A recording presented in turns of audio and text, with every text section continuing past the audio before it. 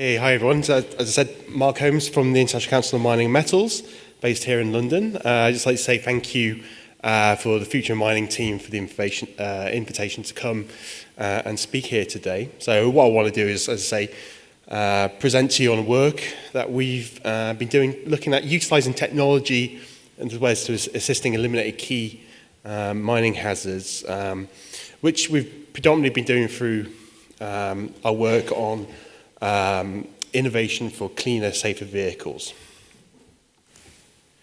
But just first of all, just a few words about ICMM. So ICMM was formed in 2001, born out of a multilateral process set up by the mining industry to really understand what it should be doing in relation to sustainability. At a time when the sustainable development reputation in the industry was at a particular low in the late 90s. So now our vision is one of a mining industry, mining and metals industry that is respected, trusted to operate responsibly and contribute to sustainable development. Our mission is to collaboratively strengthen the social and environmental performance of the mining and metals industry and build recognition of its contribution to local communities and society at large.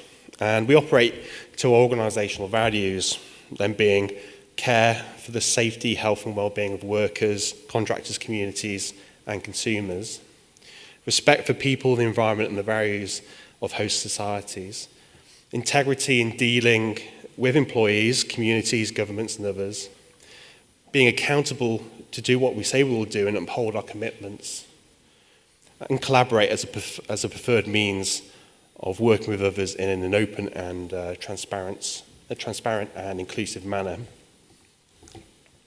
So ICMM is comprised of 26 member companies, ultimately represented by their CEOs on the council, and as well as many of the mining and commodity associations. The companies between them have around 650 sites across 50 countries and represent 46% of global copper, 42% iron ore, and 27% global gold production. So overall, around 30% of the metals need to sustain our development needs in the world. So all members are expected to implement our sustainable development framework in full and transparently report on performance. So this includes a set of 10 sustainability principles that are shown up here. To have a third-party independently assured sustainable development report, and to comply with a range of additional commitments set out in a range of position statements and performance expectations. So just a little bit more on the ICSV program that we have. So we launched the Innovation for Cleaner, Safer Vehicles program in October 2018. The initiative brings together our members with some of the best-known truck and mining equipment suppliers to collaborate in a non-competitive space in pursuit of accelerating innovative developments of a new generation of cleaner and safer mining vehicles. So this new model of collaboration along the supply chain is a significant milestone, as mining equipment suppliers had already signaled investment challenges in this next stage of technology innovation. So the ICSV program is looking to address three key challenges for the industry: safety, health and climate change. The intent of this work is essentially expressed through three ambition statements which relate to: one, vehicle interaction, which is going to be the predominant focus of my presentation today. So here the program aims to promote collision avoidance technology capable of eliminating fatalities from vehicle interactions and have it available to mining companies by 2025. Two is diesel particulate matter. The program will promote operational and technical innovations to minimize the impacts of underground mining operations from emissions of diesel particulate matter by 2025. And third is the greenhouse gas emissions. And here, a little bit more of long-term ambition. The program will promote operational and technological innovation to reduce net GHG emissions from mobile and mining equipment, to increase energy efficiency and GHG reduction technologies with the ambition of achieving greenhouse gas surface mining greenhouse gas-free surface mining vehicles by 2040. So who's involved? Well, these are the ICMM member companies represented here, and they're ultimately represented by the CEOs who provide that commitment for us to actually undertake this work. And in addition, there's a growing range of the big names in mining equipment OEMs and third-party suppliers, those who will ultimately need to provide the solutions the industry needs.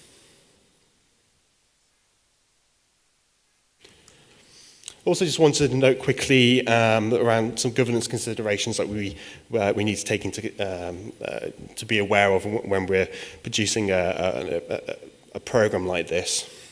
First, it is CEO and senior leader led across the companies and across the OEMs.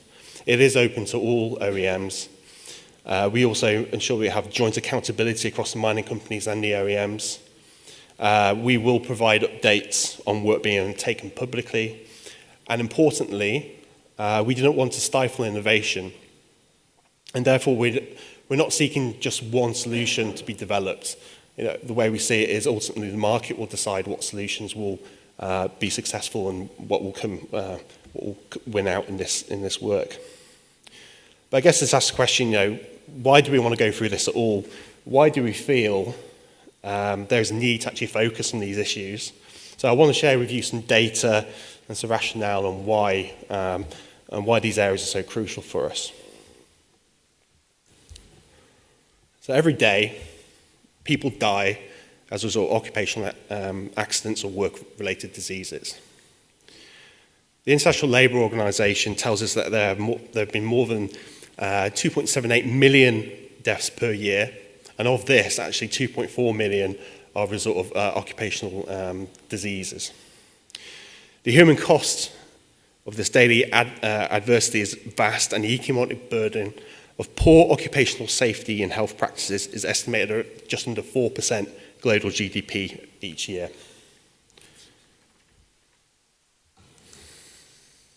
Also, as you'd be painfully aware, mining continues to see fatalities. It is an unacceptable state of affairs, one that the industry is committed to ending, and which is emphasised in ICMM's Principle 5, where members are committed to pursuing continual improvement in health and safety performance with the ultimate goal of zero harm. There is no single source of global fatality statistics directly related to mining available. So what I've done is show you 10-year trends of fatalities in the former mining industry in several key mine jurisdictions where data is available in the public domain. So overall, you will see there's a general trend to decreasing numbers of fatalities. And actually, when you look back at trends stretching further back in time, you'll see that that's been generally continuous. But in a few cases, you will see that some of the lines are looking quite flat. We have potentially reached a plateau in the fatalities that we need, and therefore we need innovative and perhaps radical changes to take place to get us to the zero. Coming from an ICMM perspective, we're also trying to provide accurate and meaningful safety data into the public that shows the status of safety in the industry as it stands. So every year we collect the safety performance data from members and make it available on our website, and I'll provide the link there as well so you can check it out for yourself. So showing here are the numbers and the associated rates of fatalities in the ICMM member companies since 2012. Again, an overall downward trend, but we continue to have fatalities. This is unacceptable, and we are motivated to do something about it. Now, for completeness, I also showed that the number of and the rate of total recordable injuries across the member companies. Here, it shows a slightly different story. You can see a relatively steady decrease in the number of injuries and a pronounced downward trend in the rate. However, there is an important point to note here, and that is, one would have traditionally thought that a reduction in injuries, driven by focusing on personal safety incidents, your slips, trips and falls, and the like, would drive a corresponding reduction in the number of serious injuries and fatalities. However, this just doesn't seem to be the case anymore. We are not seeing the decrease in fatalities in proportion to injuries. So the importance companies are placing on injury rates as a health metric for their performance, in my opinion, should really start to be diminished, especially in an industry where fatalities continue to occur. So this realization is one of the key reasons why our ICMM members are focusing much more on fatalities and serious injuries and preventing the causes of these. Here we have the number of fatalities in ICMM member companies where they've occurred over the past 4 years. As you'll see, South Africa has the greatest proportion, which also corresponds with the highest fatality rate. However, the rate is not radically higher when compared to other countries, and this is mainly due to the number of hours worked or the number of employees in the country, due to the more labour-intensive, although rapidly mechanising approach to mining. However, it does provide an obvious focus for where improvements can have a larger impact when considering the industry and our members more holistically when we talk about fatalities.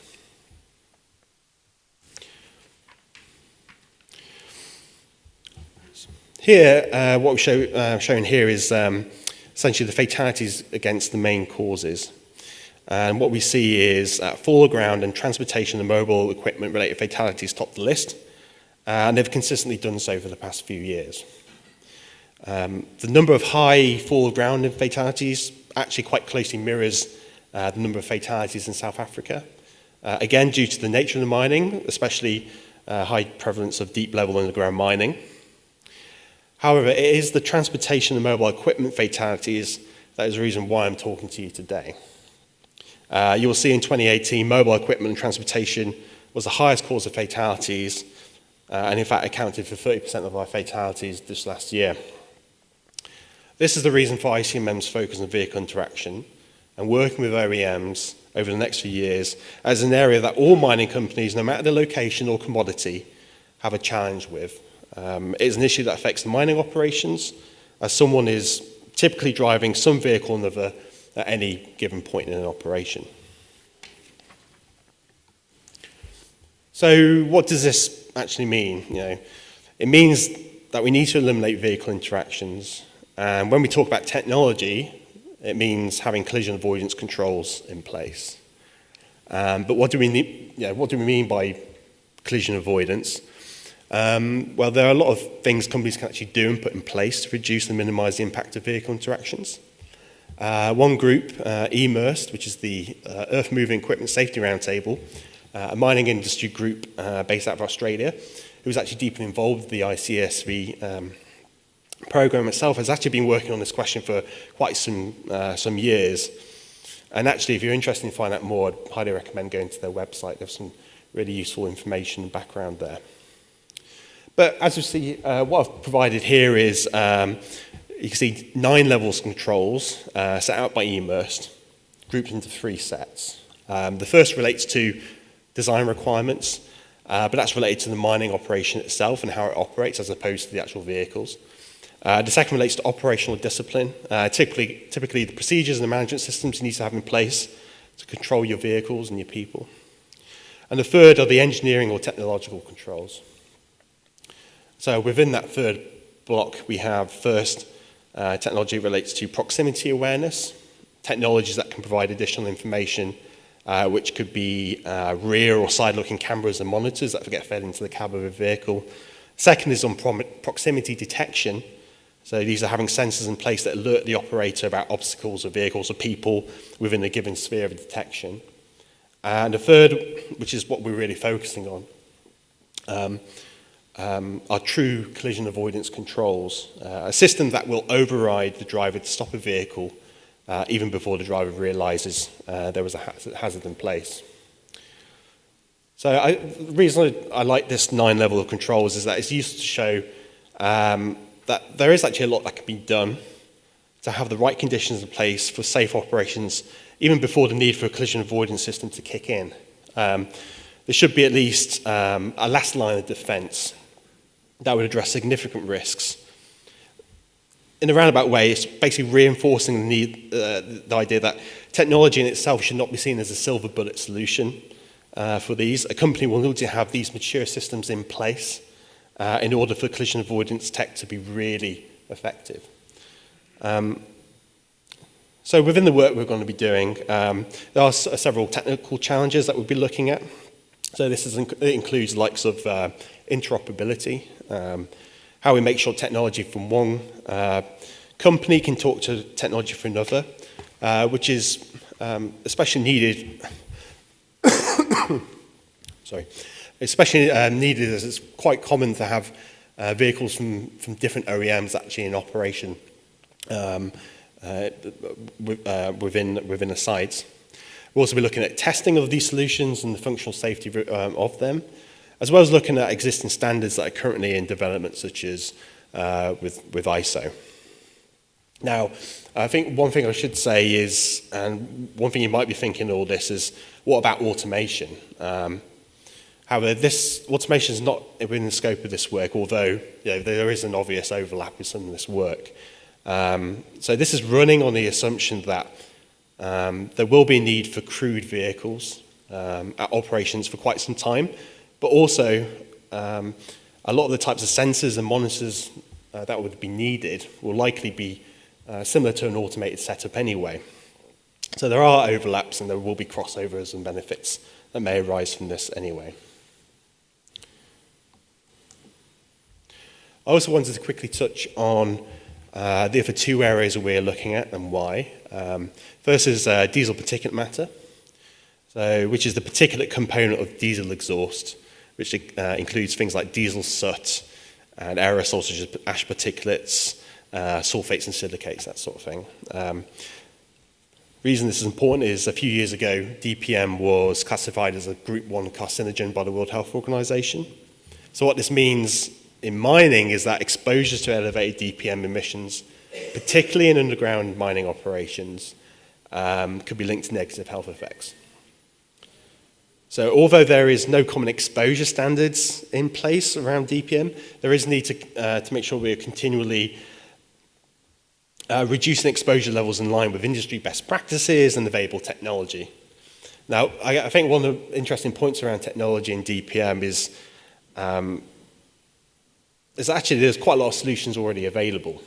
The issue that we'll be dealing with and looking at is actually raising the awareness of the technologies and solutions that are available and actually seeing how we can get them implemented more broadly across the industry.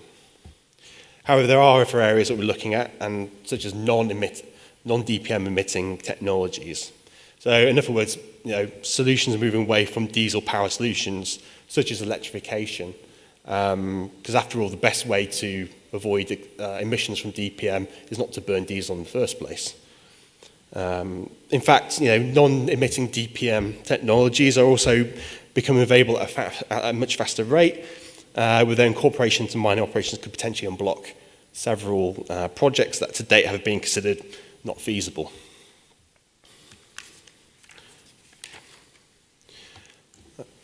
The other is greenhouse gas emissions. So fuel consumption associated with mobile equipment and transportation accounts for a significant portion of mining emissions. Mobile mining equipment can account for up to 30% on-site emissions at a mine, and potentially up to 80% if the mine doesn't actually have any smelting or refinery facilities. So to try and put that in a little bit of context, three of your standard haul trucks can use around 1 million litres of diesel per year. And when you think there are around 42,000 trucks in operation in the world, that gives you a sort of sense of the scale of what we're dealing with here. So why does this matter? Well, there are increasing expectations by shareholders and investors and wider society for companies to show leadership on climate change and risk management. It's not news that climate change is human-induced, and the mining industry, in the way it actually operates, can do a lot to reduce its scope on emissions. So again, technological solutions probably range from potentially from electrification to other solutions such as hydrogen fuel cells, which in long term will probably have quite similar useful synergies with what we're trying to achieve with reducing DPM exposures. So why have we actually set up the ICSV program? Why not simply set up a pot of money for R&D or have companies develop solutions on their own? It's because what we want to see is innovation through collaboration to address the challenges that we set out, for a process that is practical, actionable, and scalable. So for the benefits of collaboration, these shared challenges are overwhelming, and in our opinion. So our role as ICMM is to facilitate this collaboration. And we can facilitate this through having CEO and senior leader buy-in and pull. So we have a group of 26 CEOs representing 30% of the industry and the market that have the decision-making ability and therefore can create the right market pull and demand to provide the right signals to suppliers and that solutions are needed in these shared areas. The mining industry needs to speak with a shared voice. Mixed messages from mining companies to OEMs provide a distraction to the importance of this and other issues, and therefore will help to provide direction on limited R&D priorities and funds. It also provides us opportunity to plan roadmaps and future developments. So there is a need for industry consensus around functional specifications as opposed to the technical specifications, and in order to help these plans and developments. We can overcome silos. We realize silos preventing collaboration have been identified within companies, across the sector and between sectors, and working on these apparently disparate issues of health, safety and GHG emissions provides some cross-cutting clarity and some connection actually throughout the industry. What we can actually do is help spread the business risk as well. So collaboration is the best approach, in our opinion, to unlock the challenges the industry faces through pooling resources and expertise to reducing costs and risks and essentially accelerate the process. However, as I said before, we don't want to stifle innovation through poor collaboration. And I think overall what we really want to do is take advantage of this opportunity. There is an opportunity for ICMM members and OEMs to collaborate in order to focus and accelerate the development and implementation of new technologies to address these impacts. So, how will the ICSV practically help to realize these ambitions? Well, we are currently working on several key common deliverables across the 3 work areas. So by the end of the year, the ICSV program should be in a position to share these more publicly, and which basically demonstrates how this innovation model will work in practical terms. So what we're developing are 3 maturity frameworks that mining companies can use to map, or mining operations specifically can use to map where they sit today, and therefore help start the conversation to motivate broader adoption and moving along that technology pathway. This will take into account not only just the technical solutions, but also look at the design and the operational considerations that I mentioned earlier. We'll also provide a whole range of case studies that link to the 3 maturity frameworks that demonstrate the value proposition for moving along these pathways, as well as other sort of resources such as existing standards and regulations, and as well as an idea of what sort of technologies are already out there and available. And what we'll do is provide all this and an information in an online ICSV knowledge platform called the ICSV Knowledge Hub, which will be publicly available. That will provide technological and operational information on how to practically move along the current position towards achieving the ambitions themselves.